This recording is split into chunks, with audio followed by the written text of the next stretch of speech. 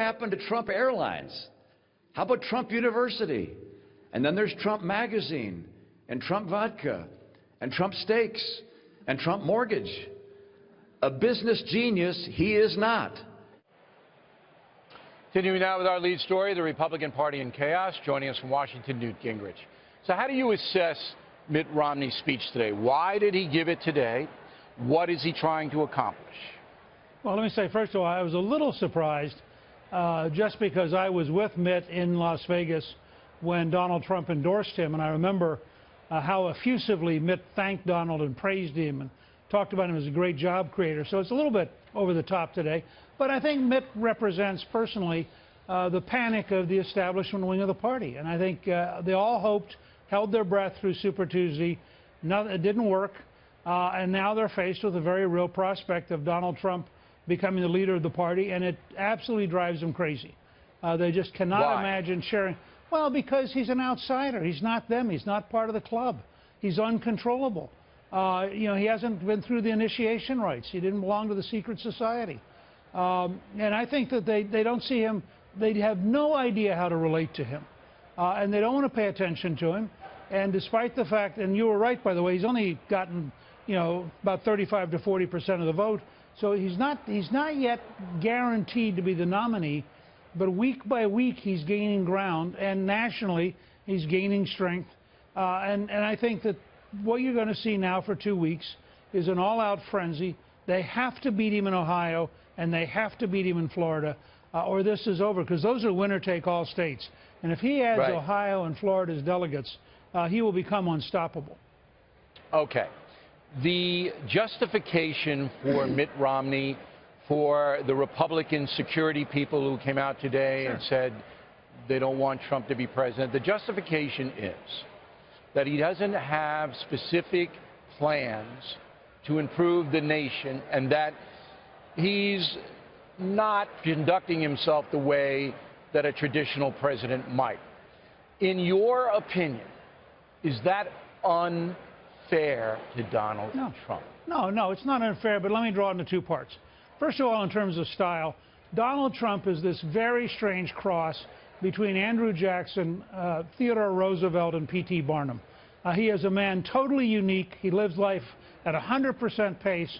I've never seen anything like it, and it's amazing, even for a guy as wealthy as he is, it is amazing that he does as well as he does with the national media and with the voters, and he's a phenomenon. So I understand if you're used to the normal presidency, Trump really rattles you and makes you upset.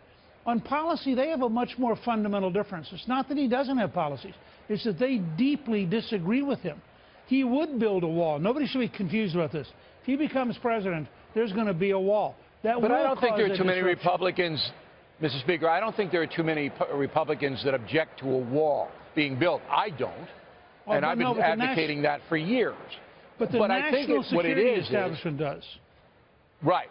Oh, I don't know about that. Maybe you're right, but I think it's more a security against terrorism because they think that Trump is going to exacerbate Muslim hatred toward the USA, and then the trade wars that Trump is espousing.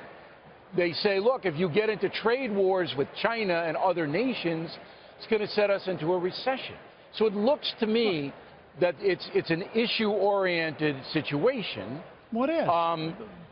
Okay, go. But, look, the objective reality is that Donald Trump is an American nationalist in an old-fashioned sense. We have been governed by elites, and I've been part of it. Look, I helped pass NAFTA. I mean, I've been through all this stuff. And the question is whether or not you think we need to take a deep breath and rethink some of what we're doing.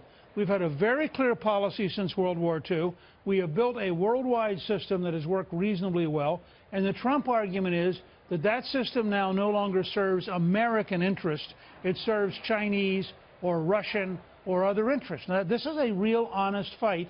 And the traditional national security group in the Republican Party is appalled by the degree to which Trump would disrupt the system that's been built since World War II. All right, so both sides that you're saying are sincere in their contrariness toward the other. Is that what you're saying? They're both sincere. Yeah, they're sincere, and it's real. Oh, you bet it's real. If Trump gets the nomination, will you campaign for him? I'm going to support the Republican nominee. The prospect of Hillary Clinton. Campaign for. Are you going to be up there with Chris Christie and Donald Trump? You know, I mean, first of all, as an analyst on Fox, I don't know how much campaigning I'll do, but I certainly will favor him and speak out for him. Thank you very much, Bill. I appreciate that opportunity. No, but look, I'm going to speak out. If you could, would you use your gravitas to help him? Sure, and I'm going to speak out. I write columns. I do other things. But I'll do that for Cruz. I'll do that for Rubio. I'll do that for Kasich. Look, any of those four are radically superior to Hillary Clinton as the next president of the United States. And that's what troubles me. I don't mind people saying I don't want Trump. I mind people saying I'll never vote for him. I think faced with Hillary as an alternative, that's a very dangerous position. All right, Mr. Speaker, we appreciate the candor. Thank you. Great to be with you.